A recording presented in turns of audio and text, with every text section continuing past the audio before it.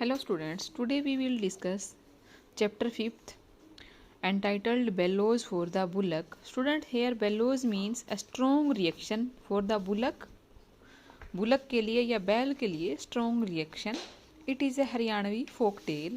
Students, a folk tale is a tale which transfer from one generation to other generation in a spoken form. There is no written evidence of these folk tale. And this is a Haryanvi folk tale. The original title of this tale is Dhanda Dhai Ka. It has been translated into English by Jabiras Hudda. So let us start. Once there was a very poor peasant. एक बार एक बहुत ही गरीब किसान होता है. Though he had a small piece of land, he was hard working and wise. यद्यपि उसके पास जमीन का छोटा टुकड़ा होता है परंतु वो बहुत ही हार्ड वर्किंग और बुद्धिमान है. After a lot of labour and effort he saved 50 rupees. बहुत अधिक मेहनत और प्रयासों से वो 50 रुपीज़ बचाता है. ही थॉट, उसने सोचा, I will purchase an ox with this, कि मैं इसके साथ एक ऑक्स बैल खरीदूंगा.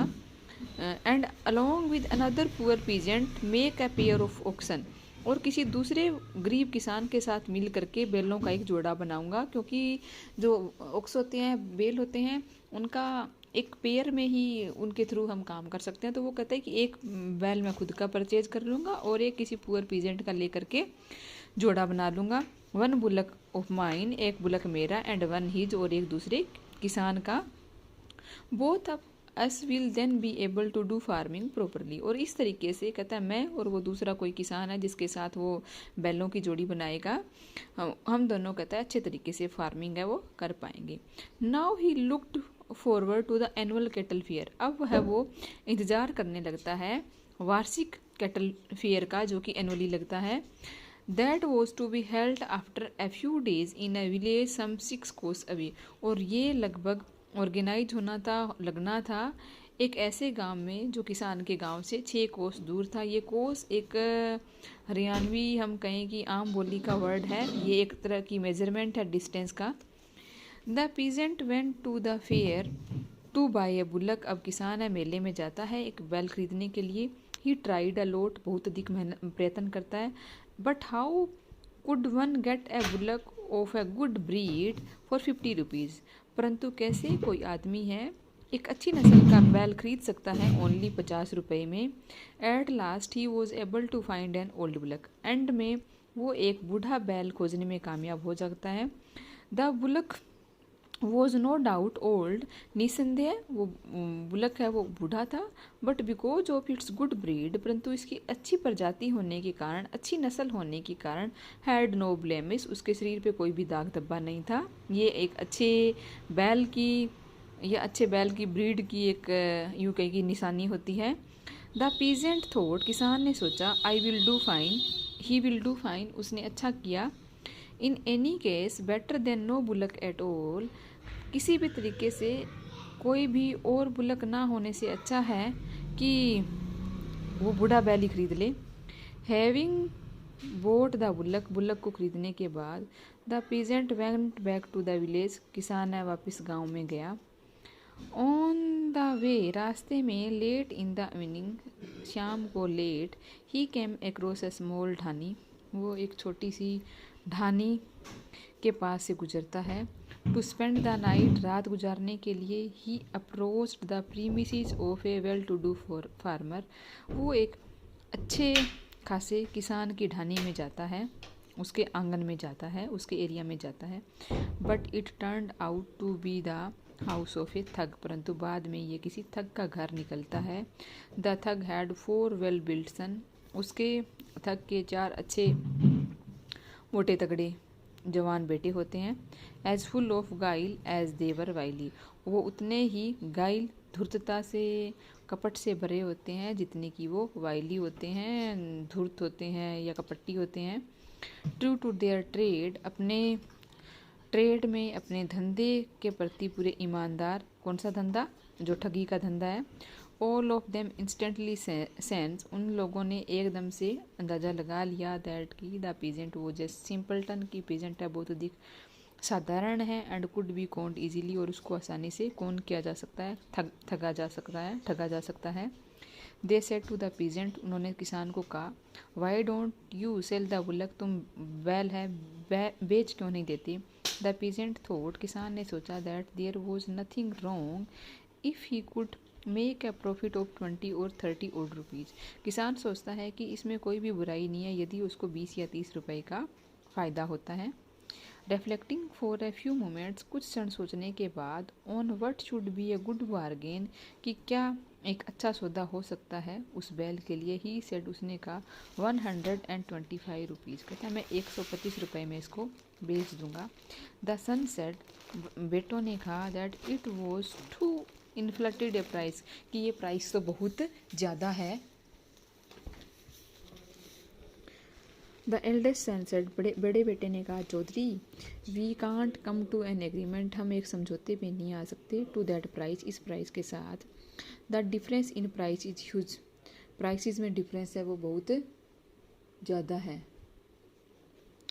Then what should we do, तब हमें क्या करना चाहिए। द पेजेंट आस्क, किसान ने पूछा। Another one option said, let us make some wise and old man as our panch, कहता चलो हम एक किसी बुद्धिमान और बूढ़े आदमी को हमारा पंच बना लेते हैं, हमारा मीडिएटर बना लेते हैं। Let the price be what he says, और प्राइस वही होगा जो वो कहेगा। What are we waiting for then, तब हम किस चीज़ का इंतज़ार कर रहे हैं। Sitting right here is our Tau, बिल्कुल हमारे पास में हमारे ताऊ बैठे हैं। ए वाइज ओल्ड मैन, जो अच्छे खासे बुद्धिमान आदमी है। Said the simple peasant looking at the old thug, बूढ़े उस सिंपल किसान ने कहा उस बूढ़े आदमी को देख करके। Who pretended to be maintaining his distance and aloofness from the bargaining, जो केवल एक प्रिटेंड कर रहा है, एक ढोंग कर रहा है उन लोगों की बातों से अपनी दूरी बनाए रखने का, और उनकी जो सौदेबाजी से खुद को दूर रखने का केवल एक ढोंग कर रहा है, क्योंकि ये उन सब की एक चाल होती है। The peasant didn't suspect that his simplicity and straightforwardness was getting him into a trap. किसान ने बिल्कुल भी शक नहीं किया कि उसका जो सिंप्लिसिटी है, साधारण नेचर है, और जो स्पष्ट बाधिता है, वो उसको एक जाल में फंसा रही है। The thug and his sons were happy to get their way so easily, thug और उसके बेटे बहुत अधिक खुश होते हैं कि उनका रास्ता इतनी जल्दी आसान हो गया, क्योंकि जो वो चाहते थे वही हो रहा था। दे गोट वट दे वॉन्टेड, उनको वही मिल गया जो वो चाहते थे। The Chaudhary agree to make their father the arbiter, क्योंकि चौधरी है सहमत हो गया था उनके पिता को एक आर्बिटर बनाने के लिए, एक मीडिएटर बनाने के लिए। The old thug had to be addressed twice before his attention could be drawn to the affair, क्योंकि वो प्रिटेंड कर रहा है तो ओल्ड थग को उनको कम से कम 2 बार बुलाना पड़ा। उसका ध्यान है उन लोगों को अपने मैटर में खींचने के लिए। In order to make the peasant commit fully to their game plan, अब उस किसान को पूर्ण रूप से अपने गेम प्लान में कमिट करने के लिए, फंसाने के लिए, ही सेड, उसने कहा, नो फोक्स, नहीं भाइयों, I don't want to get into any quibbles, कहता मैं तुम्हारे किसी भी पचड़े में नहीं पड़ना चाहता, किसी भी पहेली में नहीं फंसना चाहता। I am an old man, मैं बूढ़ा आदमी हूँ। I bide my time in prayer, मैं अपना पूरा टाइम मैं प्रेयर में स्पेंड करता हूँ। दैट्स ऑल, बस यही ठीक है। द पेजेंट वॉज ओवरवेल्म्ड, अब उसकी बात सुन के पेजेंट और भी ज़्यादा व्याकुल हो जाता है। ही रेवरेंटली सेड, वो बड़ी ही आदर भाव के साथ कहता है, ताऊ यू आर आर एल्डर, आप हमारे बड़े हैं। यू आर वाइज, आप बुद्धिमान हैं। एक्सपीरियंस्ड, और एक्सपीरियंस्ड हैं। We all look up to people like you to help us to get out difficult and tricky situation of life, और हम सब लोग हैं एक आप जैसे ही आदमी को देख रहे हैं जो कि हमें इस बहुत ही डिफ़िकल्ट और ट्रिकी सिचुएशन से बाहर निकाल सके।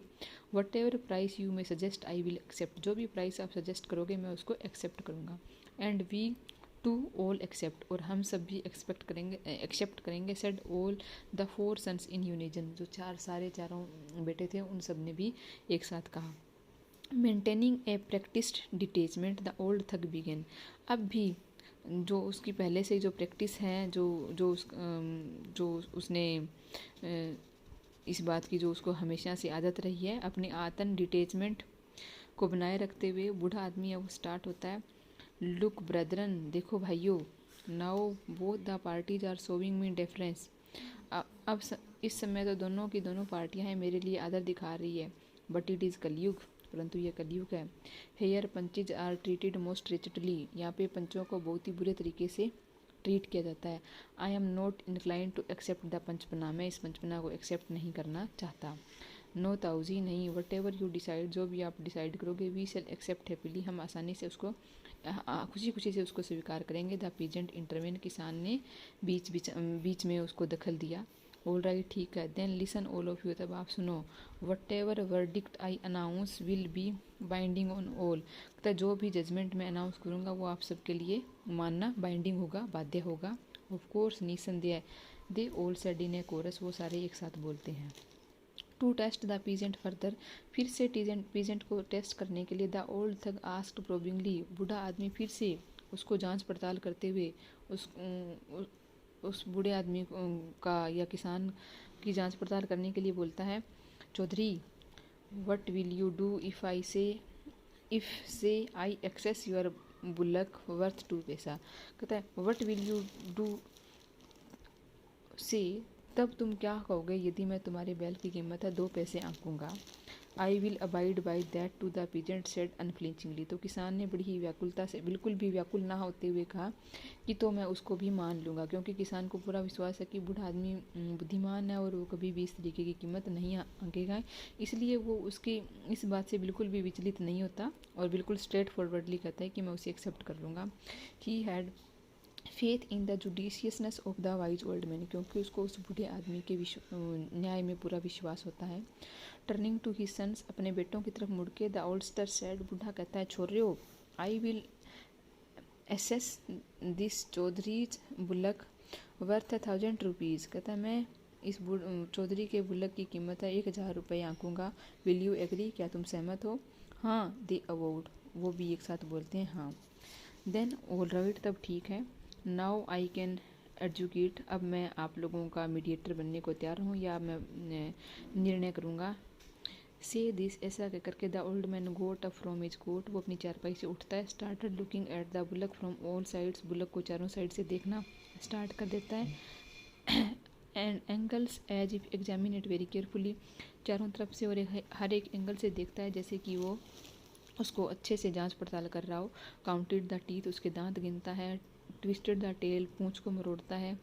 Moved his hands to and fro on his back and the belly, फिर उसकी बैक, पीठ पे और उसके बेली पे आगे पीछे हाथ फेरता है।